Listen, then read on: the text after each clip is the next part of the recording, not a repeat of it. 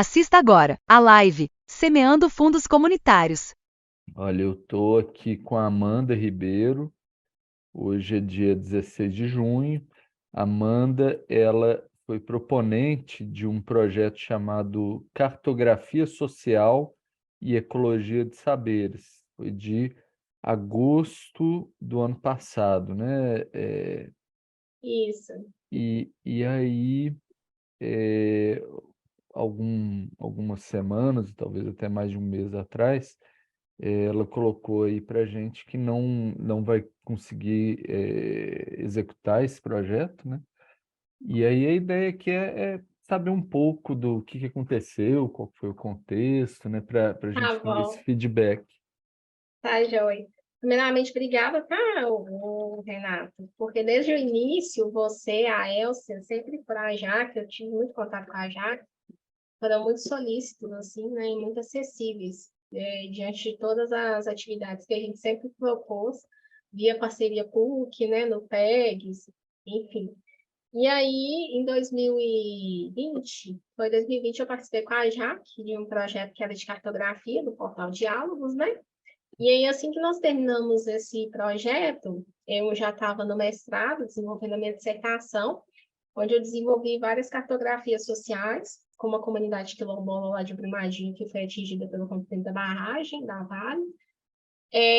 E uma das perspectivas dessa pesquisa era levar a comunidade quilombola para dentro do espaço acadêmico, porque eu trabalhei com a teoria de epistemologias do Sul, ecologia de saberes, né?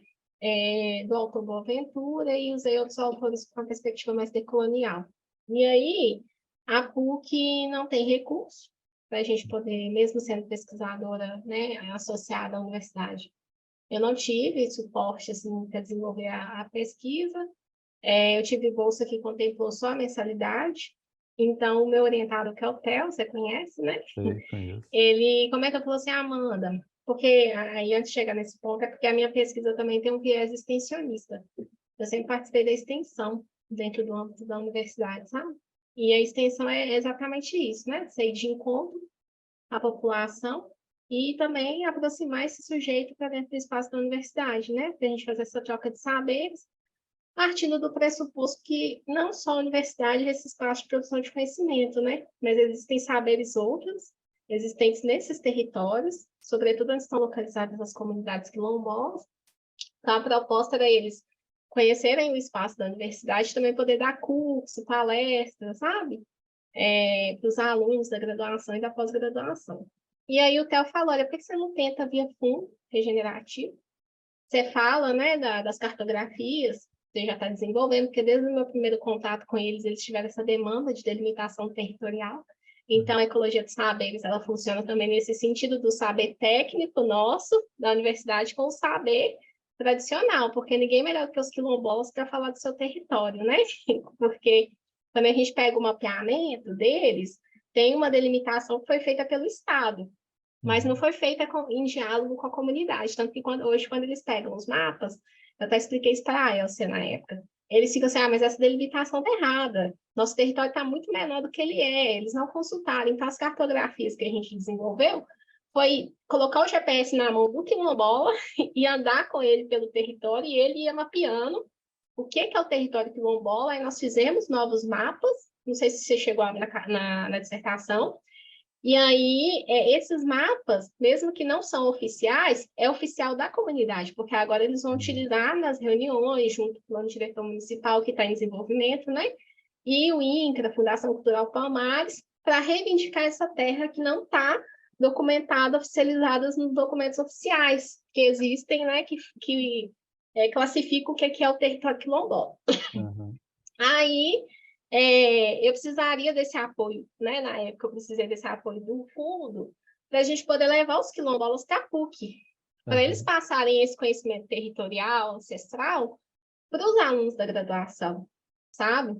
E aí eu tive a minha dificuldade foi captar recurso, Uhum. né? Porque o fundo trabalha nessa lógica, você arruma alguém para financiar, depois você presta conta. E aí eu não Uhum. consegui. E assim, eu não tive Uhum. condições de arcar o transporte, porque tanto que no projeto eu coloquei que eu ia precisar de transporte, né? Uhum. Estava muito caro. saindo de Brumadinho até a PUC Coração Eucarístico. Estava dando, assim, 70 quilômetros. Então, o fundo ia me ajudar na faixa dos R$ 3.000.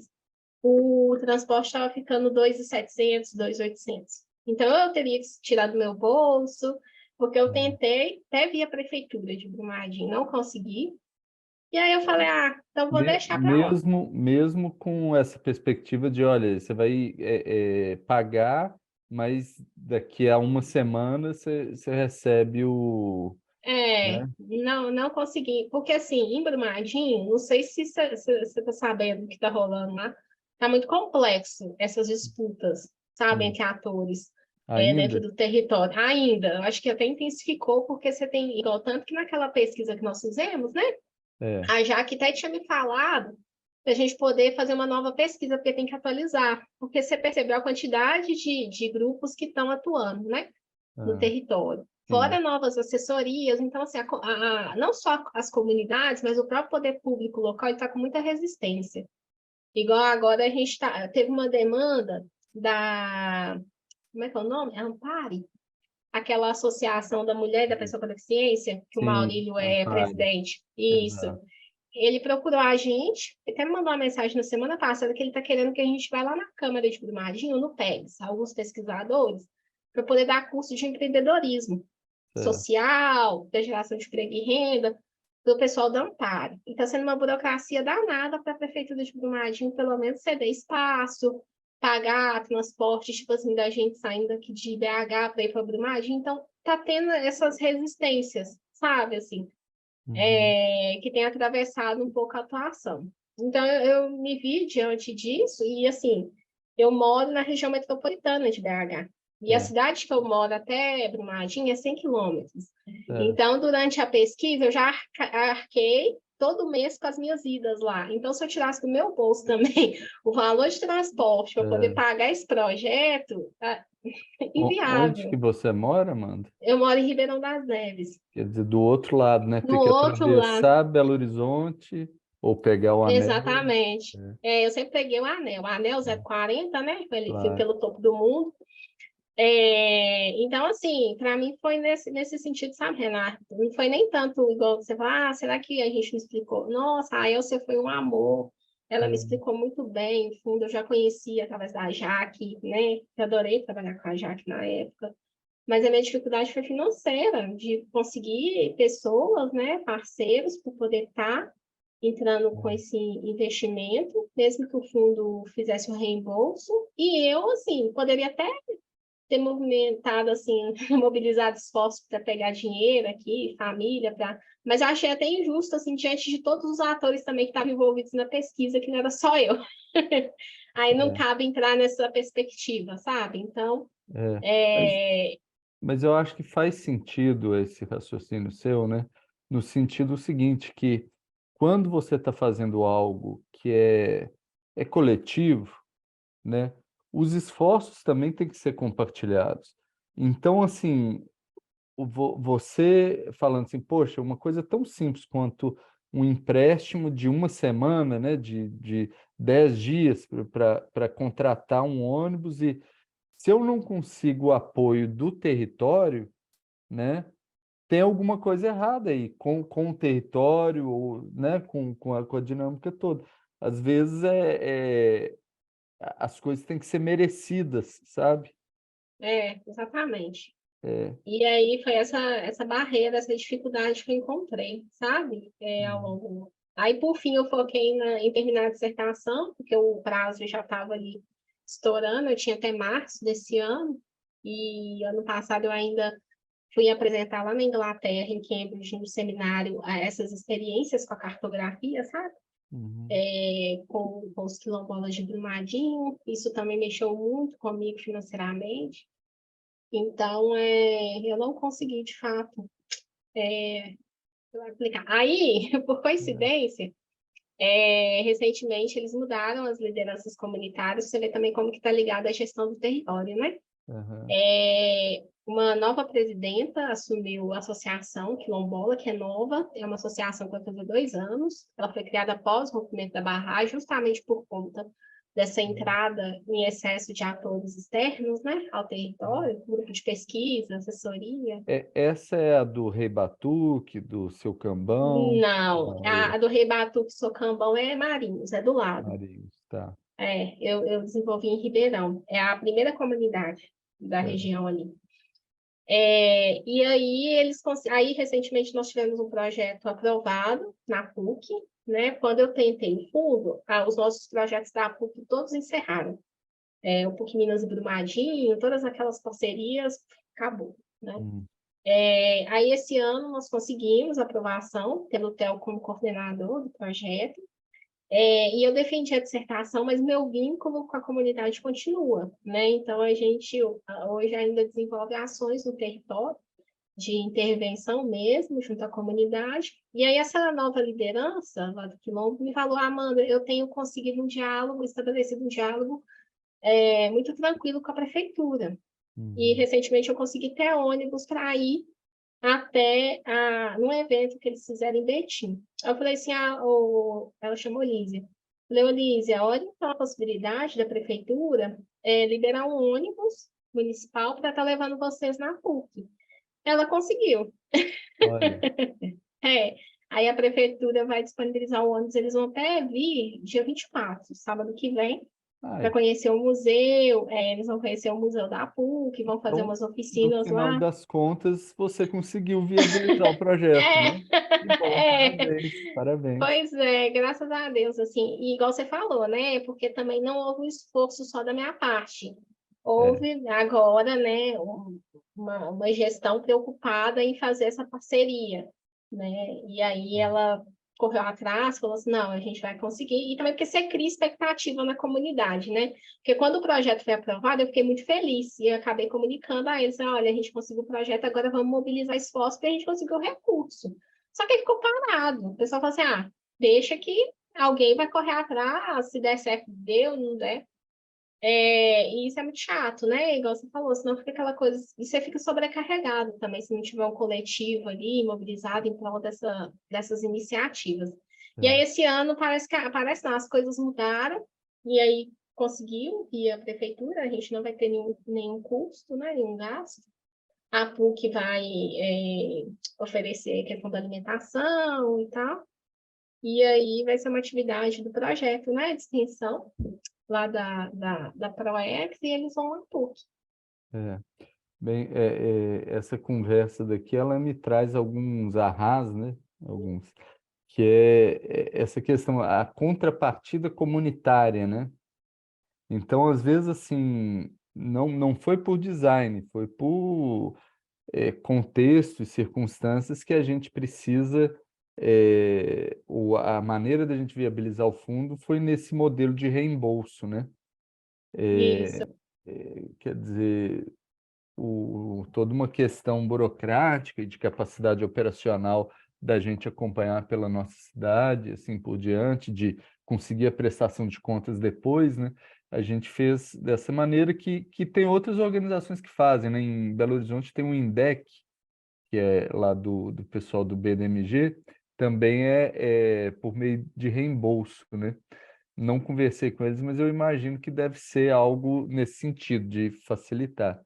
Agora, um efeito colateral disso, talvez, é que você força a comunidade, né, a se mobilizar para acessar esse recurso. Quer dizer, o recurso está lá, só que, olha, de alguma maneira vocês têm que se organizar aqui para viabilizar de entregar o dinheiro para um projeto e receber depois de uma semana, né? Ou então alguém emprestar. E algumas vezes aconteceu. Tem o grupo lá de Casa Branca, Grupo Solidário de Casa Branca, lá do Caldeira, né? Roberto Caldeira, e eles estão todos organizadinhos, assim, né? Então, quando, por exemplo, teve o projeto lá dos indígenas para comprar o tratorito ou das máscaras, eu acho que eles são os recordistas, assim, de proposição, sabe? Ele já De deve ter projeto, né? de projeto, é. Mas o que que eles fazem? Eles têm organizado lá entre si, não sei quem que empresta entre eles, né? Mas que eles vão, compram no dia seguinte já chega a nota fiscal para a gente e a gente, né, no outro dia já faz o reembolso. Então, a pessoa acaba emprestando por 2 dias, né? Agora, precisa desse nível de organização, pelo menos, para viabilizar. Então, num certa medida, isso é uma provocação, né, ao território para, olha, se liga que, né, vocês estão deixando coisas muito legais não acontecerem ou demorarem um pouco mais, né, como foi o seu caso, que vai acontecer de qualquer jeito, né? E assim, e eu não julgo a comunidade, porque eles estão passando justamente por esse processo de organização, É, sabe? Porque, por exemplo, quando eu cheguei lá em 2021, eles não tinham uma associação quilombola, é, que é fundamental para eles poderem reivindicar ações, né? Até para a formulação de política pública junto ao município, diálogo com o poder público municipal. Então, foi com o pós-tragédia crime que eles atinaram assim, poxa, a gente é um quilombo, nós somos certificados desde 2009, eles foram certificados em 2009, até hoje não tinha uma associação quilombola. Então, assim, muita venda de terra, descaracterização do território, conflito familiar. Então, agora que eles estão, sabe, é uma realidade muito complexa. Até mesmo para você poder cobrar esse tipo de coletivo por parte desses atores sociais. Então, hoje, igual você falou, eu vejo que já tem isso. Eles conseguiram perceber que eles precisam desse coletivo, é, sabe, para poder sim, alcançar ações, tanto que eles estão conseguindo muita coisa, projetos, justamente por terem organizado uma associação, por saber da importância desses projetos que são implementados, né? Porque também você sabe muito bem, depois que houve o rompimento da barragem do Brumadinho, muita gente foi fazer sacanagem com a população local. ONG, até grupo de pesquisa, eu sou pesquisadora, mas assim, eu sei do meu lugar também, teve muito pesquisador que chegou ao território só para extrair informação, foi embora, aham, né? Então, assim, eles estão muito calejados. Então, hoje eles sabem o que é projeto que vai gerar transformação social e o que é projeto que é a instituição querendo tirar vantagem. E no é, início eles estavam recusando tudo, tudo que chegasse, recusando falavam, não, tudo. estou cansado, não quero É, mais, não quero responder questionário, não quero saber de projeto. E hoje, né, após assim, e também vai muito de uma postura nossa, né, de questão uhum, de ética, validação social, de ser transparente com eles. Não, a gente está fazendo isso, mas é a comunidade que participa, o protagonismo é de exato. vocês, né?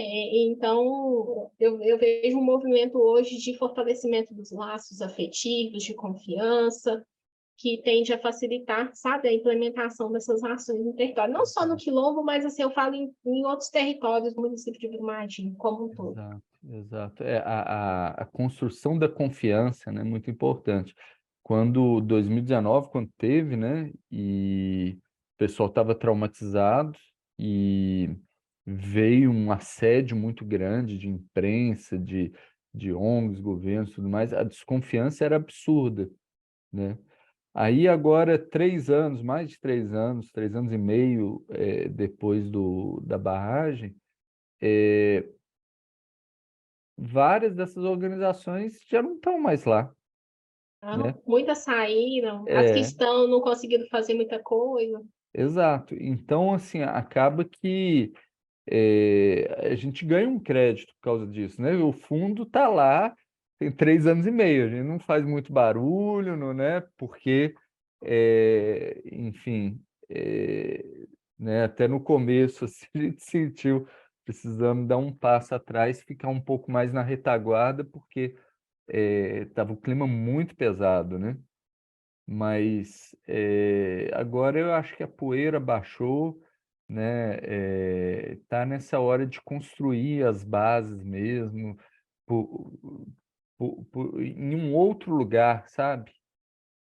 Assim, ainda tem o luto, mas talvez esse aquele choque inicial, aquela já atenuou um pouco, né? E com menos, eh, vamos dizer, assédio, né? Então dá para eles filtrarem assim, quem que são os parceiros, quem que dá para confiar, né? Exatamente, tá? Eles estão nesse ritmo hoje.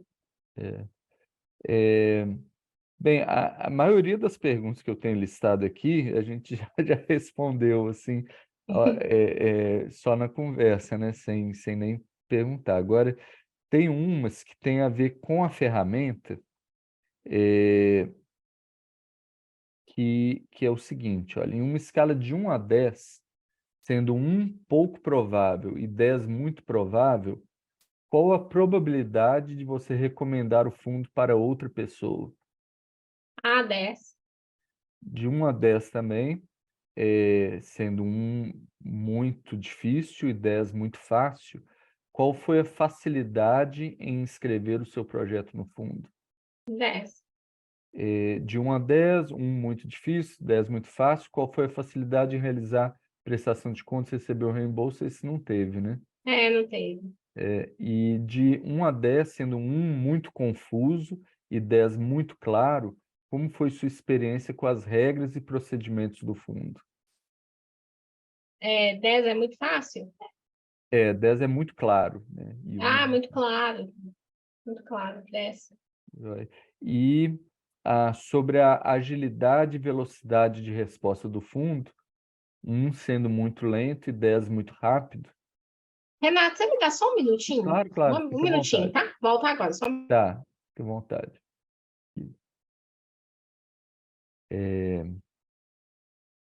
Sim, a gente estava falando sobre a Prestação de agilidade conta.